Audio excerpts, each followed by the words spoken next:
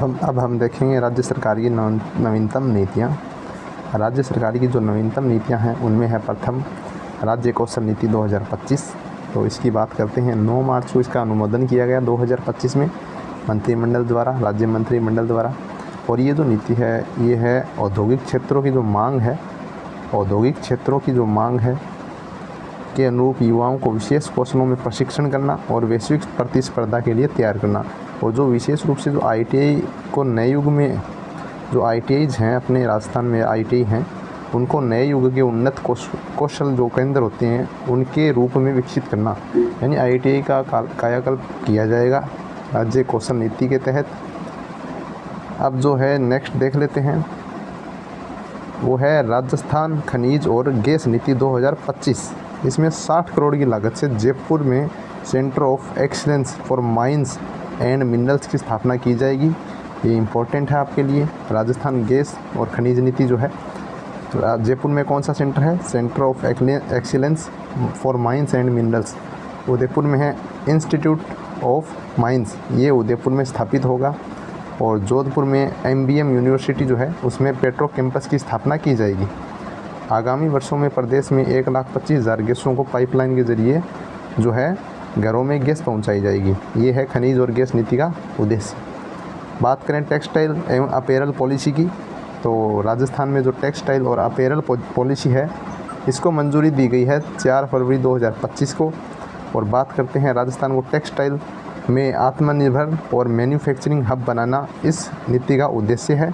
देख लीजिए, राजस्थान सरकार वस्त्र व परिधान के क्षेत्र में प्रदेश को ग्लोबल मैन्युफैक्चरिंग हब के रूप में स्थापित करना चाहती है। ठीक है, यह प्रदेश में टेक्सटाइल एंड अपैरल क्षेत्र में सतत व समग्र विकास के साथ साथ क्षेत्र में रोजगार सृजन, कौशल विकास, नवाचार, उत्पादकता और निर्यात को बढ़ावा देगी। ठीक है, इसमें जो 10 वर्ष तक जो अधिकतम 80 करोड़ रुपये ना प्रति वर्ष एसेट क्रिएशन इंसेंटिव के लिए लगाए जाएंगे।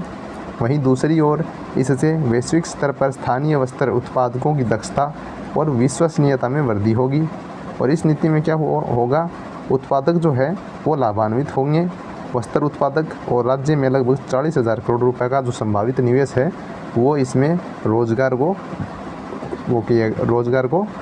मतलब रोजगार के नए अवसर प्रदान करेगा। ठीक है, वस्त्र उद्योग में। अब अपन बात करेंगे नेक्स्ट जो अपनी पॉलिसी है वो है राजस्थान लॉजिस्टिक पॉलिसी। इसकी जो बात करते हैं 4 फरवरी, इसी की भी 4 फरवरी यही है, अनुमोदन किया गया है 4 फरवरी को लॉजिस्टिक पॉलिसी का। ठीक है, 2025 में 4 फरवरी 2025 में। अब बात करते हैं राजस्थान में औद्योगिक विकास को प्रोत्साहन देने के लिए और कनेक्टिविटी में वृद्धि करते हुए लॉजिस्टिक लागतों में कमी लाने के उद्देश्य से राजस्थान लॉजिस्टिक पॉलिसी लाई गई है। यह जो नीति है वो लॉजिस्टिक सुविधाओं की मैपिंग और लॉजिस्टिक क्षेत्रों में निजी निवेश को आकर्षित करेगी। ठीक है, और रोजगार सृजन में सहायक सिद्ध होगी। उद्योग का दर्जा ये इसमें मिसप्रिंट है मूमल गाइड में। अब बात करते हैं राजस्थान लॉजिस्टिक पॉलिसी जो है 2025। इसमें क्या किया जाएगा, वेयर हाउस है, एयर फ्रेट स्टेशन है, कार्गो टर्मिनल है, ट्रैकर पार्कर हैं, इनलैंड कंटेनर डिपो हैं, इनका विकास किया जाएगा। ठीक है, और इसके ज़रिए सरकार 7% का अनुदान भी देगी। ठीक है, जो ऋण लेगा उसको 7% का अनुदान देगी। ठीक है, अब देख लीजिए रिको में भी कुछ स्पेशल इसमें प्रावधान किए गए हैं। जो आगामी औद्योगिक क्षेत्रों में जो आवंटन होगा रिको द्वारा, उसमें 10% जो आवंटन है वो योग्य भूमि वो लॉजिस्टिक सुविधाओं के लिए आरक्षित की जाएगी। ठीक है, अधिकतम 10 एकड़ अथवा 10% आवंटन की भूमि।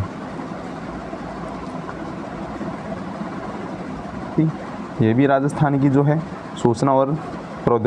सूचना प्रौद्योगिकी और तकनीकी के बढ़ावे यानी बढ़ते प्रभाव को ध्यान में रखते हुए राजस्थान में निजी क्षेत्र में डेटा सेंटर्स की स्थापना की जाएगी। ठीक है, इसको प्रोत्साहन मिलेगा।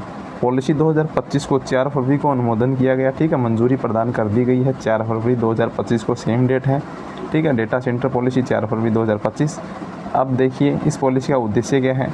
ये है इसका उद्देश्य कि राज्य में एक विश्व स्तरीय डेटा सेंटर इकोसिस्टम विकसित करना, यानी राज्य में एक विश्व स्तरीय डेटा इकोसिस्टम स्थापित करना है। ठीक है, राजस्थान को डेटा सेंटर के क्षेत्र में गंतव्य बनाना है डेटा सेंटर के रूप में। ठीक है, इसमें देखिए 100 करोड़ से अधिक का निवेश करने वाले पहले 3 डेटा सेंटर को स्टाम्प ड्यूटी में 100% छूट दी जाएगी। ठीक है, पहले 3 डेटा सेंटर्स को 100 करोड़ से अधिक का निवेश करने पर 100% छूट दी जाएगी।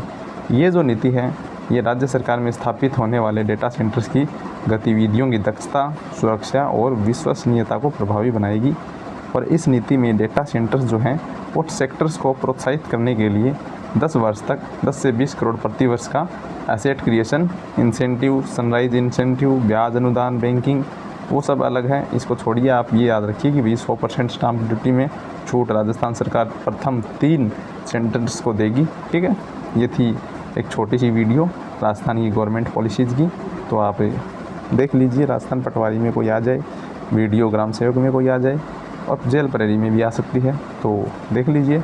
मैंने मोमल पब्लिकेशन की जो लेटेस्ट एडिशन है उसमें से आपको ये करवाया है, क्योंकि मैं खुद अपना कंटेंट बनाने में अपना टाइम वेस्ट नहीं करना चाहता। तो मैं ये चाहता हूँ कि आप तक ये वीडियो जल्दी से जल्दी पहुँच जाए। कि अगर किसी को नीड है वो देखना, जिसको नीड नहीं है वो मत देखना, कोई दिक्कत नहीं है। सबके पास सोर्स हैं, इंटरनेट है, इंटरनेट दुनिया है। तो आप जुड़ना चाहते हैं तो हमें सब्सक्राइब कर लीजिए और वीडियो को लाइक कर दीजिए। Thank you.